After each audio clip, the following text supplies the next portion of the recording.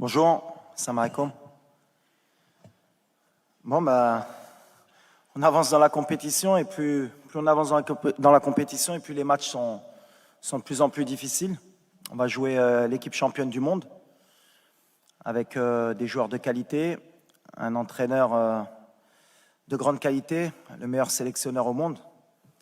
Nous, on va continuer sur ce qu'on sait faire avec beaucoup d'ambition pour essayer de créer la surprise et pourquoi pas aller en finale de la Coupe du Monde. Yes. Hello, yes. So yeah, he did it in French, I will do it in English. As players, we are all excited to be in this semi-final. And everyone is really motivated to play against the best national team in the world. And I think with the help of our trainer and the technical staff, we'll have a good game, and hopefully we'll see each other again for the final.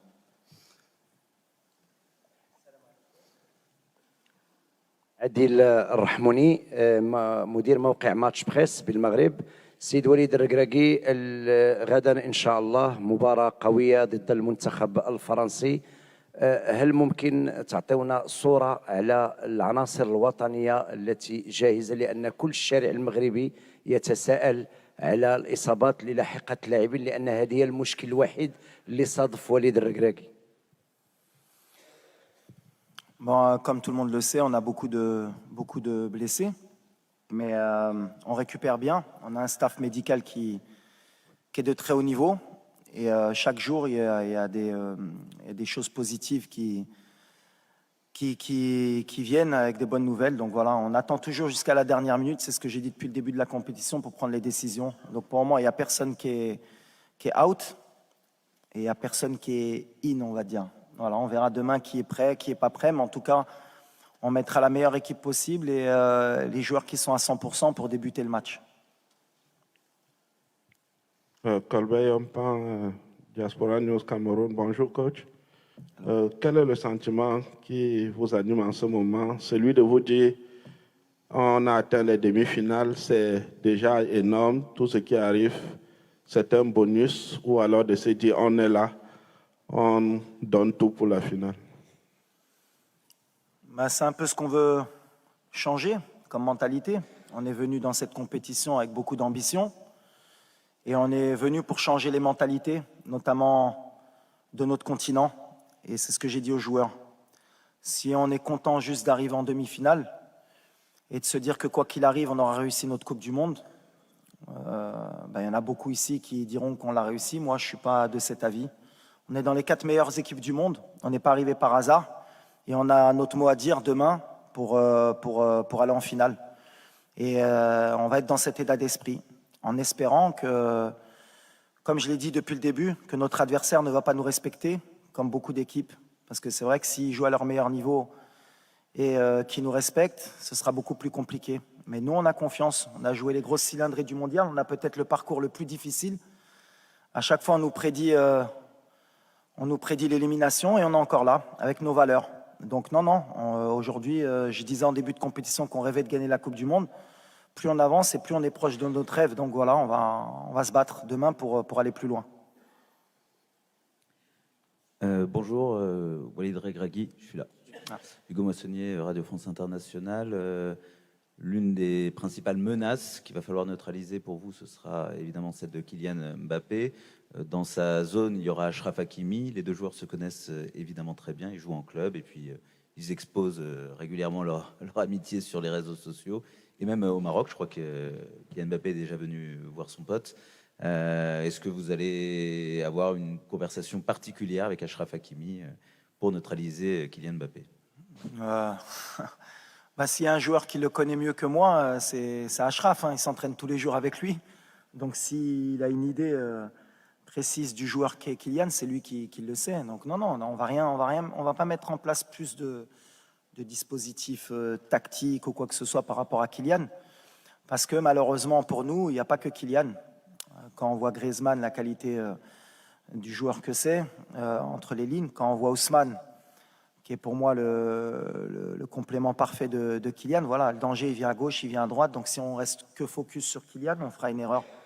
On va jouer collectivement. Achraf, c'est un des top players au monde aussi à son poste. Donc voilà, ça va être un beau duel entre les deux. Ces deux champions, je pense qu'ils ne vont pas se faire de cadeaux. Donc voilà, c'est que nous, on ne se focalise pas que sur Kylian, on se focalise surtout sur l'équipe de France, sur les problèmes qu'on peut leur poser.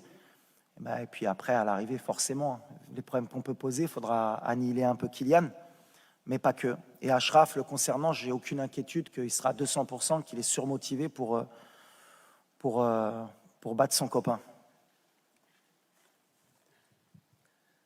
Good morning, Mr. Regragui. Dario Ricci, Il Sole 24 Ore Italy, please in English. In your opinion, what will be the key points of the match from a tactical and a mental point of view? Thank you. The key for us is the spirit, you know, is the team spirit. Now we play same of club, not of national team. Everybody work, everybody want to give our best in every game, and we play a collective game every time with a good spirit. And the spirit for me is everything in the football. Is more important, and with the heart and the spirit.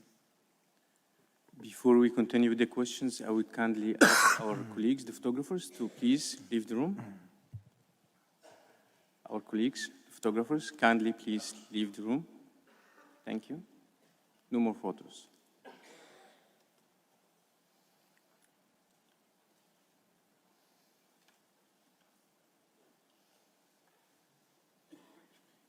Please go ahead with the question.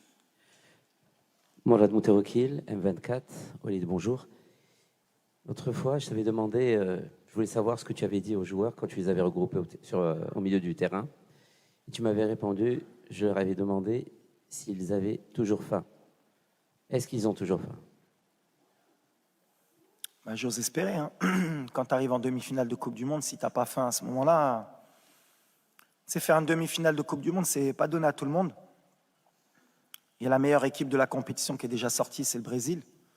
Et ils ne vont pas avoir la demi-finale, donc voilà. Et ils le savent. On est une équipe ambitieuse, on a faim. Maintenant, est-ce que ça va suffire? Je pense que ça peut, avec l'état d'esprit. On est confiant, on a envie de réécrire l'histoire, on a envie de mettre l'Afrique sur le toit du monde.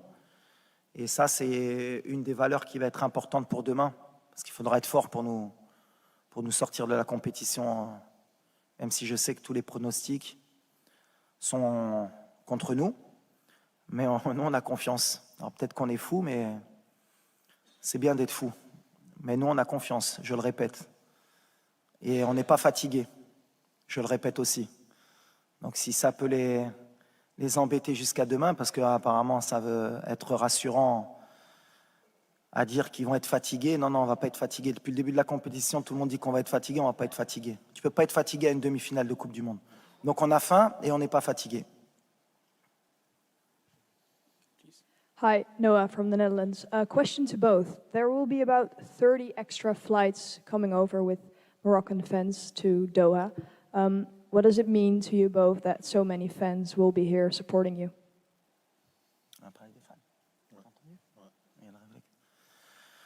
Well, for me, we have the best fan in the world, maybe with Argentine fans and Brazilian fans.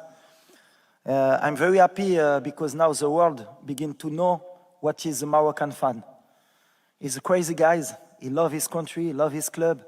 He can travel anywhere to come to support your country. Maybe tomorrow you have more of 20,000 people minimum. He can come to support us. And I'm very happy because the World Cup can give this picture of the fans of Morocco. And tomorrow, sure, we play at home. And it's very important for us. Yes, and for me the same. I think all the Moroccan fans around the world, they come and support us, and it's a great honor and pride to play for these fans and make them proud. So I think it's really important for us that we go out there and perform and make these fans happy because, like the manager said, they are the best fans in the world. So we are out here to give our all and hopefully at the end be the best.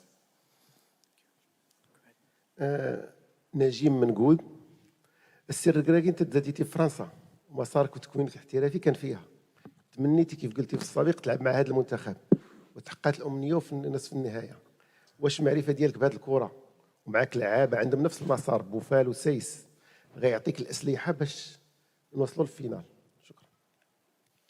Non, je rentre pas du tout dans ce contexte. Moi, je suis né en France, j'ai la double nationalité. C'est un honneur et un plaisir de rencontrer la France, mais c'est que du football. Donc voilà, moi je viens, je suis entraîneur de mon équipe nationale.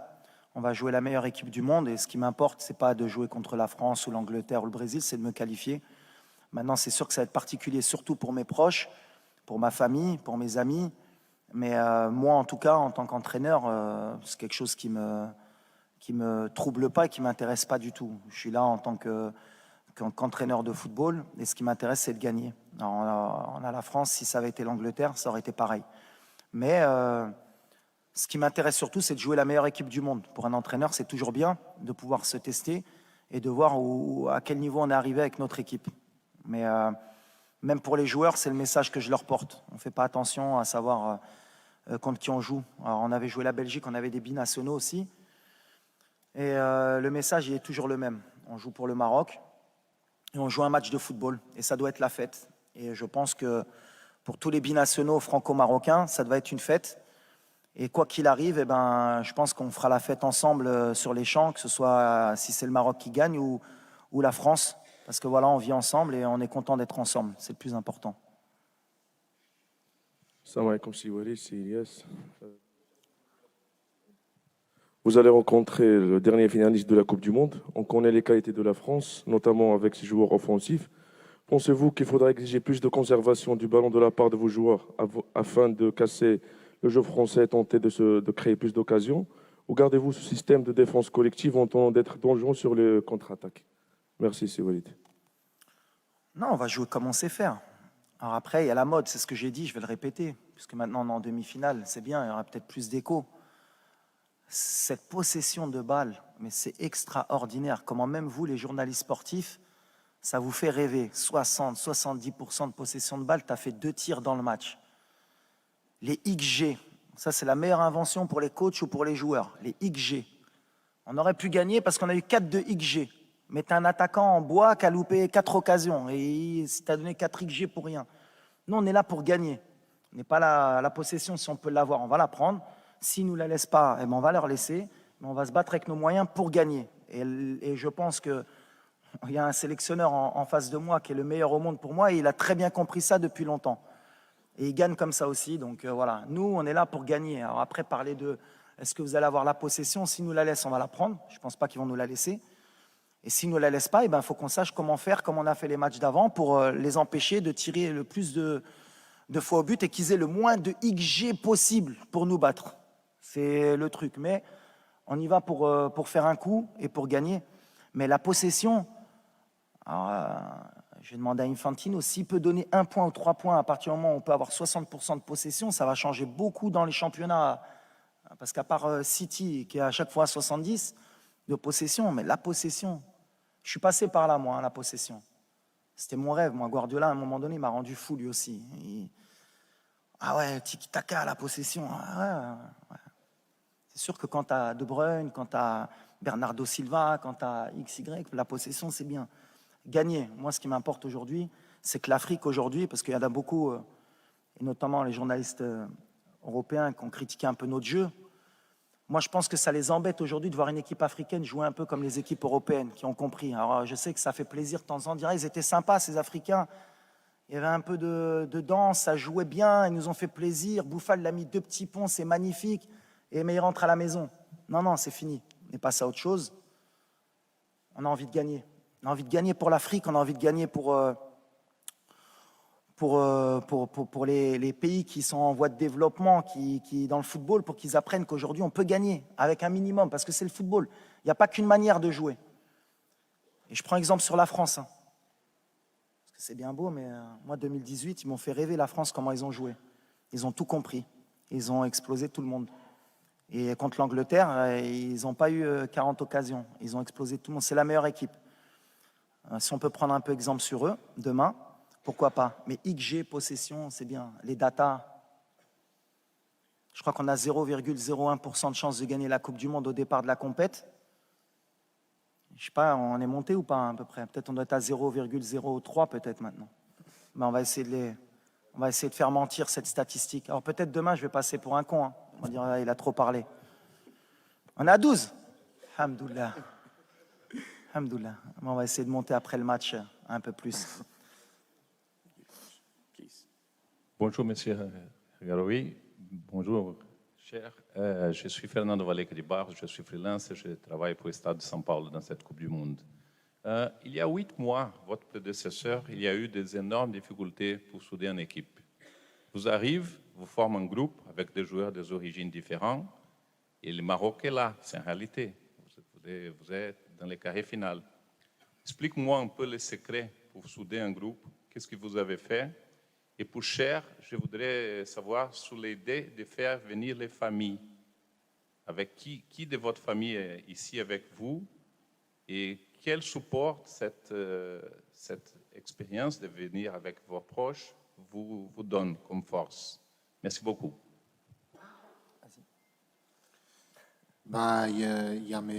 Pour moi, il y a mes parents, il y a ma femme, mais après, il y a tous les joueurs aussi, tous les parents des joueurs, on est tous une famille. Et je pense que ça, c'est une force à nous. Et j'espère qu'on continue comme ça parce que c'est beau à voir. Si tu vois les vidéos après le match et tout, avec les joueurs, avec leur maman et avec leur papa, c'est quelque chose de beau. Tu as des larmes dans les yeux. Donc, oui, ça donne une force incroyable. Et on va utiliser cette force pour les prochains matchs. Ben, par rapport à la situation, ce que j'ai pu apporter, je pense que c'est surtout les joueurs. Moi, j'ai essayé de créer rapidement un groupe, c'était important. Et j'ai beaucoup réfléchi à comment aborder le tournoi, parce qu'en fait, la compétition de la Coupe du Monde, ça n'a rien à voir avec des qualifications ou avec une préparation sur du moyen ou long terme. Donc on était sur du court terme, il fallait préparer une équipe pour un tournoi. Comment faire pour gagner des matchs dans un tournoi et se qualifier? Donc on a beaucoup réfléchi avec le staff. On a mis beaucoup de petits détails en place, notamment la venue des parents, des familles, pour essayer de créer un état d'esprit qui puisse nous aider à nous surpasser dans cette compétition. Et ensuite, tactiquement, on a été au plus facile et au plus rapide. C'est-à-dire d'être une équipe très bien organisée, qui fait des sacrifices et qui a confiance en elle. Donc voilà, pour le moment, ça nous a réussi, ça aurait pu ne pas marcher. Mais on a pris des options qui aujourd'hui nous donnent raison. Et je suis content pour ça, parce que les joueurs, surtout, ont adhéré et ont cru au projet. Et je suis tombé sur des vrais bons gamins qui aiment leur pays et qui m'ont suivi. Donc voilà. السلام عليكم. هشام فرج من الشركه الوطنيه لدعوه التلفزه المغربيه. مرحبا سي وليد، سي الياس. سي وليد، انا ما بغيتش نسولك على المباراه لانه المباراه تقريبا قلتي كل شيء، ولكن اليوم كيفاش نستثمروا هذا النجاح اللي حنا اليوم فيه؟ صراحه هو انجاز كبير ديال كره القدم الوطنيه.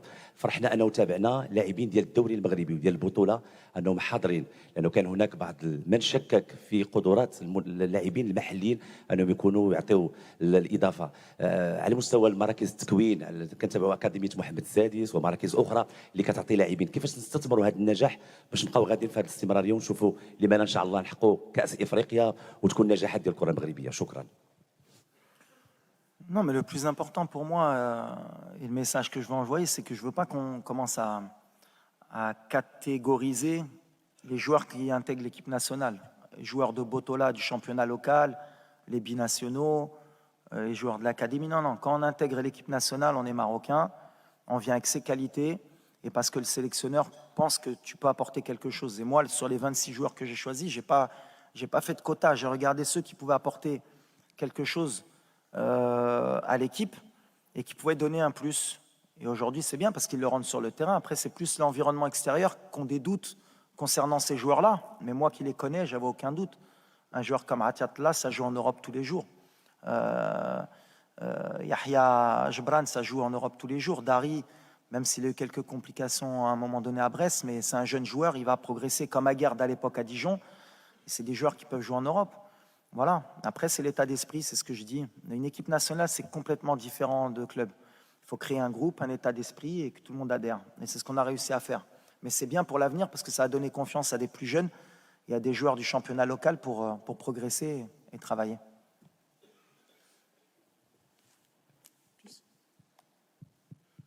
Bonjour coach, Luis Miguel Pascual de l'Agence de presse espagnole, ici. No. Please ask the question in English, French or Arabic. French, Spanish is okay. Je parle en français, vous inquiétez pas. Ah, ok. En français. Please. Oui, la question c'est par rapport à votre préparateur physique, Eduardo Domínguez, qui est en espagnol. Comment est-ce qu'il s'est intégré dans cette famille que vous avez créée dans l'équipe marocaine et si vous pouvez nous parler un peu de son travail, merci. Et pas que Edu, il y a Juan aussi. J'aime bien la préparation espagnole, qui est beaucoup faite à base de ballon. Et c'était ma priorité au départ d'avoir un staff pratiquement 100% marocain. J'ai fait une exception juste pour la préparation physique. Pas qu'au Maroc, on n'est pas bon. Au contraire, on a des très bons préparateurs, mais je voulais apporter une touche spécifique avec la préparation physique espagnole. Et Edu, il nous apporte tout ça. Il s'est très bien intégré. Il a une capacité d'adaptation. Et je l'ai aussi pris parce qu'il avait entraîné dans le monde arabe. Il avait entraîné aux Émirats et en Arabie Saoudite aussi. Donc, il connaissait aussi la mentalité arabe. Donc voilà, mais on est très, très heureux de sa venue. On est très heureux de son travail. Bonjour Walid. Emmanuel Branguet pour l'agence France Presse. Tu connais forcément très bien le football français, puisque tu en es aussi. Est-ce que tu peux parler du fait que la formation marocaine a été relancée, notamment par l'Académie Mohamed VI, etc., et que c'est aussi un long processus et un long travail, et que cette équipe de 2022, elle arrive de très loin, à la fois du recrutement, d'aller rechercher des binationaux et de former des joueurs au pays? On a la chance que Sa Majesté, que Dieu l'assiste, a mis beaucoup de moyens pour faire progresser le football au Maroc. Et c'est aussi en grande partie sa réussite aujourd'hui, d'avoir créé l'académie, d'avoir mis les moyens dans les installations au Maroc, avec la création de beaucoup de stades, beaucoup de terrains d'entraînement. Et l'académie, bien sûr, fait partie du projet royal. Et c'est bien parce qu'on a toujours bénéficié des binationaux au Maroc. Moi-même, je suis venu jouer en étant binational et la génération de 2004, il y avait beaucoup de joueurs formés en France. Mais on a vite compris qu'il fallait aussi créer de la formation chez nous, avoir des forces vives qui font partie du pays.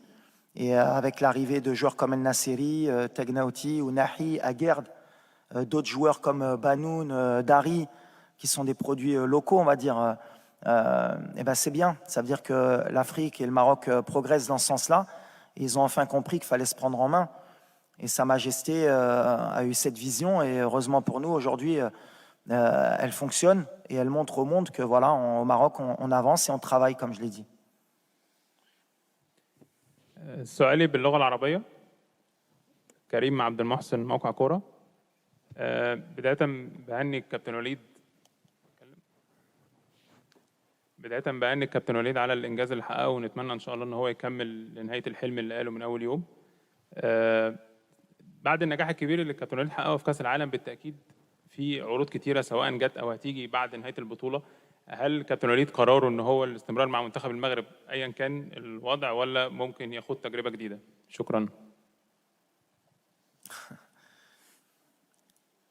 Alors, merci, mais nous, on est concentrés sur la demi-finale. Et le message que je veux envoyer aujourd'hui, justement, c'est parce que je vois depuis 2-3 jours, on a envie d'être satisfait et de dire quoi qu'il arrive, on aura réussi notre mondial.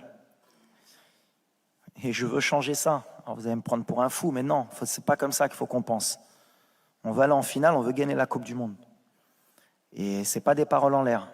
On n'est pas là pour être content juste d'avoir mis l'Afrique en demi-finale de la Coupe du Monde. Il faut qu'on aille plus loin. Peut-être qu'on n'aura plus cette occasion. Donc pour ça, les joueurs, ils sont prêts à tout. Le staff est prêt à tout pour créer la surprise demain, comme on l'a fait contre la Belgique, la Croatie, l'Espagne, le Portugal.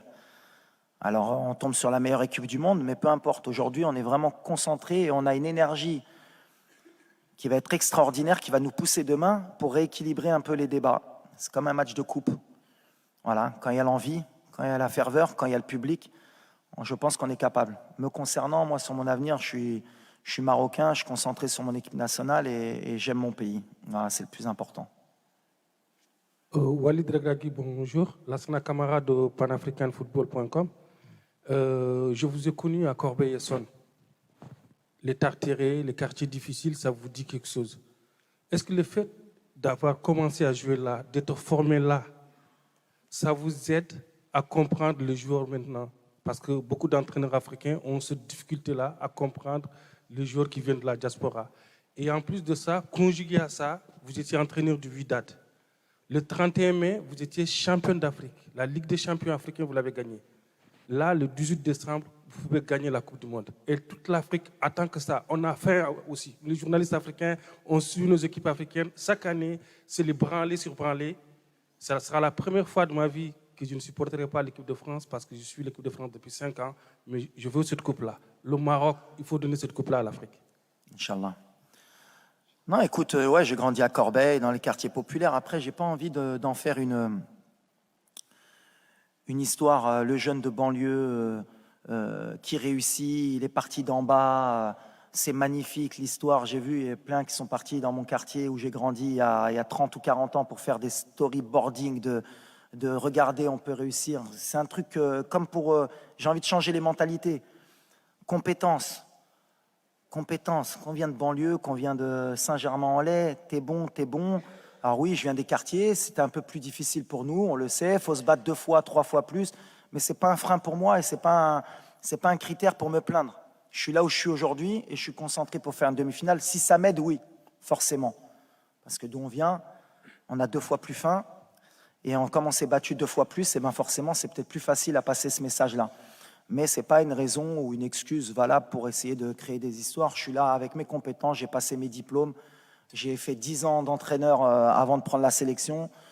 Je travaille au quotidien, j'essaye d'avoir les meilleurs résultats possibles et j'essaye de montrer le bon exemple. Et si en plus mon parcours, ça peut permettre de faire rêver quelques gamins, que ce soit en banlieue, que ce soit en France ou en Europe, partout dans le monde, mais surtout en Afrique, eh ben, tant mieux. C'est l'objectif aussi, attention, je ne mens pas. Mais aujourd'hui, je suis en mission. Et là, le petit, hein, on est en mission ou pas? Pas là pour rigoler, pas de fatigue, je le répète, pour ceux qui pensent, on n'est pas fatigué. Demain, on va courir. On a envie de rentrer dans l'histoire pour le Maroc, pour l'Afrique, pour le Maghreb aussi, pour nos frères aussi, Algériens, Tunisiens, Égyptiens, Libyens, pour l'Afrique subsaharienne, pour tous ceux qui ont rêvé un jour de voir l'Afrique en demi-finale ou en finale de Coupe du Monde. On a l'opportunité là, il ne faut pas la gâcher. Moi, c'est surtout ça que je me rends compte. Je n'ai pas envie qu'on attende 40 ans après pour qu'une équipe africaine ait la chance et qu'il y ait la même conférence de presse dans 40 ans et qu'on dise vous pouvez passer. Non, on a l'opportunité demain de rentrer dans l'histoire, de ramener une équipe africaine en finale de Coupe du Monde. Et comme je suis quelqu'un d'un peu fou et que je suis un peu tout ce qui se disait même avant la Coupe du Monde. On a été beaucoup critiqué, les pays africains. Il y a beaucoup aussi de commentateurs sportifs qui disaient oui, mais l'Afrique, avoir 5, c'est déjà bien et ils ne sont pas assez bons. Ben, il y a des moments où il faut marquer le territoire et dire non, on est là. On est là et aujourd'hui, on a l'opportunité. Alors, on tombe, la France, c'est la meilleure équipe du monde. Ça va jouer sur des détails, mais on va essayer de le faire. On va essayer de le faire, Inch'Allah. Bonjour Walid, bonjour Ilyes, bonjour Thabit. Il y a un vrai décalage aujourd'hui entre le public, la presse sportive d'un côté et les entraîneurs de haut niveau, et je souligne le haut niveau, les entraîneurs modernes de l'autre côté. Malheureusement, ces entraîneurs modernes, même quand ils viennent dans des émissions de télé et de radio, ils restent superficiels. Qu'est-ce qu'il faut faire pour vulgariser le football moderne, vraiment? Parce qu'il y a un vrai décalage. Est-ce que ce n'est pas du rôle même des entraîneurs de haut niveau de vulgariser plus ce football moderne qui n'a rien à voir avec les acquis historiques? Non, non, après chacun a son avis sur le football. Après, vous c'est normal, vous faites aussi votre métier, nous on fait le nôtre. Pourquoi c'est beau le football? Parce que justement, à chaque fin de match ou un avant-match, chacun a son avis. Chacun lit le film comme il a envie de le lire, avec son idée du football. Et voilà, on gagne de plusieurs manières, on perd de plusieurs manières. Il y a des forces en présence, il y a des équipes qui sont moins bonnes, il y en a qui sont plus fortes. Et à l'arrivée, des fois, c'est les moins fortes qui gagnent. Et il faut essayer de justifier le pourquoi du comment. C'est le football. C'est pour ça qu'on aime ce sport. C'est pour ça que c'est le sport le plus populaire et que c'est le sport qui peut permettre peut-être d'avoir des milliards de personnes dans le monde qui suivent un match de foot. Et c'est pour ça que c'est magnifique. Alors après, voilà, on peut parler football des heures, on peut ne pas se mettre d'accord aussi pendant un certain temps. Mais moi, l'idée que j'ai du football, c'est que déjà, c'est une manière de rassembler les gens, c'est une manière de faire passer des messages et positifs à chaque fois. C'est comme ça qu'il faut le voir. Moi, je pense que ça va être une fête en France demain. Ça va être extraordinaire. L'équipe de France en demi-finale encore de la Coupe du Monde, alors qu'ils ont gagné la dernière Coupe du Monde. Le Maroc, des Marocains qui ont grandi en France. Il va y avoir des Africains qui vont être... Mais à la fin, ça doit être une fête. On doit vivre le football comme une fête. Et ça reste que du football. Demain, quoi qu'il arrive, qu'on gagne ou qu'on perde, c'est qu'un match de football et ça doit justement nous permettre demain de faire la fête ensemble. C'est pour ça que des fois, quand il y a des débordements, comme ça s'est passé en Belgique, je ne suis pas du tout d'accord. Ça ne doit pas avoir lieu. Le football, c'est la fête pour moi. Et demain, ça va être la fête sur le terrain, j'en suis sûr, puisqu'on se connaît. Que le meilleur gagne. Et à la fin, voilà, avec chacun ses valeurs, chacun son mode de pensée, être content pour l'autre équipe qui ira en finale. Et nous, en tout cas, si on ne doit pas passer, on félicitera les Français, on sera derrière eux. Et si on passe, je suis sûr qu'ils seront derrière nous et qu'ils nous féliciteront. Et c'est juste ça, ça reste que du football. محمد يحيى من صحيفة الوطن المصرية. Voilà. محمد يحيى من صحيفة الوطن المصرية. يمكن في البداية بهنيكم على الإنجاز الكبير، خليتوا العرب كلهم فخورين بالإنجاز اللي حققه المنتخب المغربي، إنجاز كبير. سؤالي للكابتن وليد، هل الإنجاز دوت ممكن نشوف مدربين عرب على منصات التتويج بعد كده مرة تانية؟ وفي سؤال تاني للكابتن وليد والإلياس، وجود أسر اللاعبين الآباء والأمهات، إيه دوره كان في الإنجاز اللي اتحقق للمنتخب المغربي بالوصول للدور قبل النهائي؟ شكرا.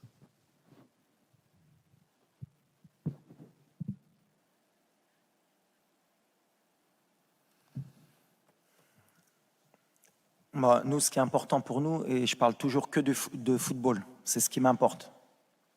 Nous, on essaye Déjà, on représente le Maroc, donc on a une image à donner de notre pays à l'international parce que la meilleure tribune, c'est la Coupe du Monde. Donc si c'est bien ce qu'on a pu véhiculer, c'est-à-dire le rapport entre les joueurs, les familles, notre culture, d'où l'on vient, comment on est, comment on peut se comporter avec nos mamans, avec nos épouses, parce qu'il y a beaucoup aussi de gens qui ne connaissent pas vraiment notre culture, et c'est une bonne tribune. Mais après, nous, surtout, ce qu'on veut montrer, c'est notre football sur le terrain. Alors, on représente, aujourd'hui, on nous parle qu'on représente bien sûr le monde arabe, l'Afrique, le Maroc. D'abord, on représente le football, notre manière de jouer, le Maroc. On représente notre pays, comment sont les Marocains, comment ils vivent le football. Je vous ai dit qu'on était un peuple de passionnés. Il y aura sûrement 20 000 personnes qui vont se déplacer. Et quand on connaît les moyens des gens marocains pour venir au Qatar, se déplacer, mettre beaucoup d'argent, c'est pratiquement un budget pour certains pour venir supporter leur équipe, tout comme les Argentins, les Brésiliens, ça montre la ferveur du peuple marocain pour le football. Donc si on peut le montrer, c'est bien.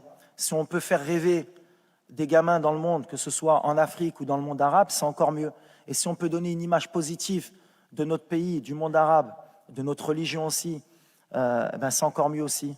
Parce que comme je l'ai dit, le vivre ensemble, c'est le plus important. Et je pense que le Maroc, notamment, c'est un pays qui a toujours montré beaucoup de respect pour toutes les religions, pour toutes les cultures. Et c'est un pays qui est magnifique. Et je parlais de Nia, c'est un pays qui est vraiment Nia, le Maroc. Alors vous traduirez en brésilien, en anglais, en français la Nia, vous chercherez, comme ça vous obligera un peu à comprendre. Mais le Maroc, c'est cette qualité. On est accueillant, on est prêt à donner, et des fois, on n'attend rien en retour. Alors, ça peut être un défaut, mais c'est pour moi une qualité. Et donc, si on a pu montrer aux yeux du monde qui sont les Marocains, qu'est-ce que le peuple marocain, et grâce à Sa Majesté, que le Maroc progresse et qu'on avance, eh ben, c'est magnifique. Il n'y a pas meilleure tribune que la Coupe du Monde, et je pense qu'on a montré un bon exemple, et on va essayer encore demain de montrer un bon exemple avant et après le match. Ben, pour moi, le coach, il a tout dit. Hein. Il n'y a rien à rajouter. Il a toujours tout dit, quoi. Okay. Last question to the coach before we give 2 questions to Ilyas, and then we wrap up the press conference. Hello, here in the middle. Yeah, please. Benjamin Zumel from Germany. My friend from Deutschland, Bayern Munich. Hello, hello. One question to the player. How would you describe your coach? How is he like talking to your players? What would you say is important to him? And then to the coach, what's the right answer? So what are the principles of your work? What do you want to see from your players when you work with them in training or even outside in the camp? Yeah. Well, first of all, I think you can see what he did with the players. He created an environment that was really like a family. And I think, in my humble opinion, I think he's the best coach in this tournament. Although people will say he's very young or not experienced, but I don't think we as players, we really care about that. I think he is the best possible man to take us as far as possible. And it's not only about football, it's also in life. I think he teaches a lot of things outside of football, in life, with our wives, with our parents, religion, whatever.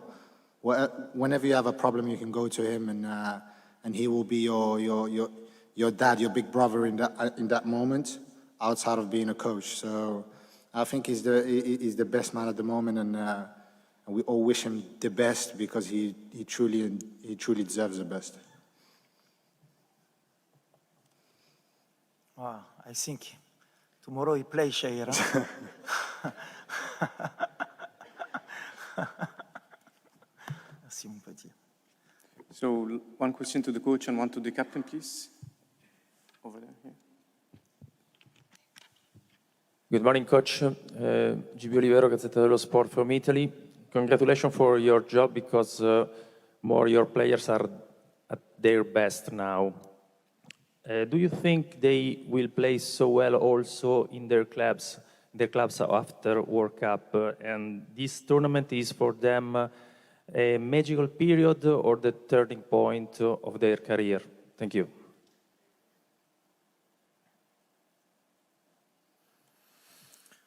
Well, of course, when we play a World Cup, everybody in the world see your game.